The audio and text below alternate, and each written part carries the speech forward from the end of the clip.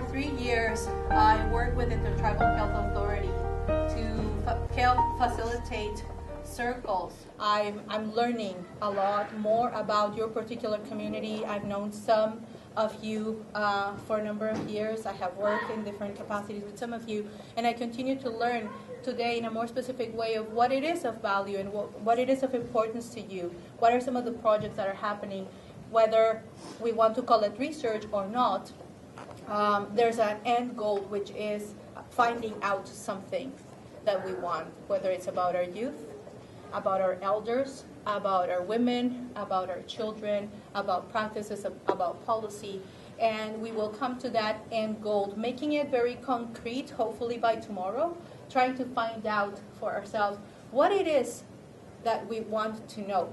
I'm really proud. I'm proud of, being part of this community and being able to be part of creating space for us, especially around research, because, it's not very often that we can, as in a community, have academics or people come in to be part of the process rather than always coming in to do the research. This quote that I have here comes from the document Indian Control of Indian Education from 1972, and that's the opening quote from that document that says, "Unless a child learns about the forces which shape him, the history of his people, their values and customs, their language, he will never really know himself or his potential as a human being."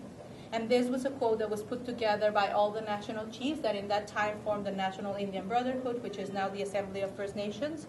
Marie Baptiste, who is an Aboriginal scholar, Mi'kmaq scholar, says that we have been marinated in Eurocentrism, that we just look at the world from a European, a Western perspective. And when we move out of those models, we feel not safe, we feel it's not right, we feel it's not valued, we feel that research that comes in different forms is not validated.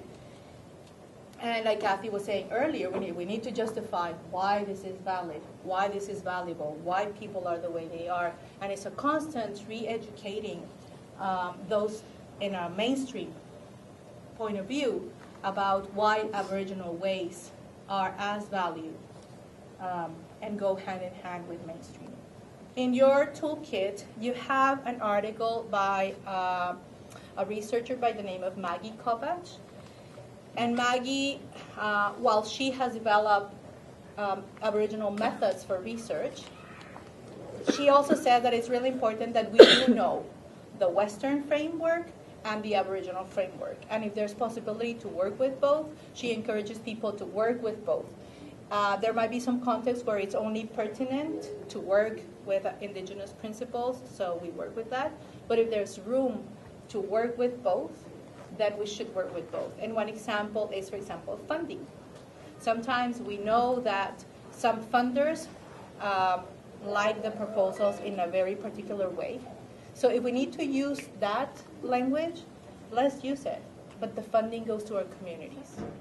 And Sean Wilson also talks about Indigenous methodologies. And one phrase that he has, or one idea, he calls it relational accountability.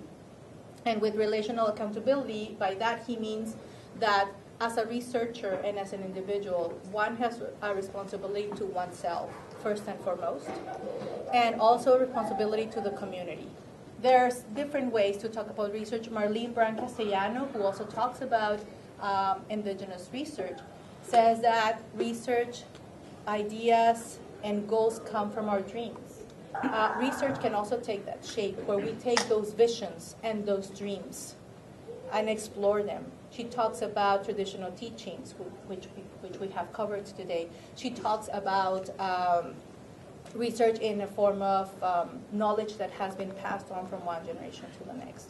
And so just as a reminder of how when we talk about other people, when we talk about ourselves, about our communities, those stories have a ripple effect.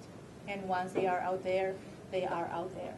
So we have to be really careful. I think for me it's a reminder of respect, of how to show those signs of dignity and living a dignified life, following the values, the teaching from our elders, and how that should take precedent, this notion of respect, over anything that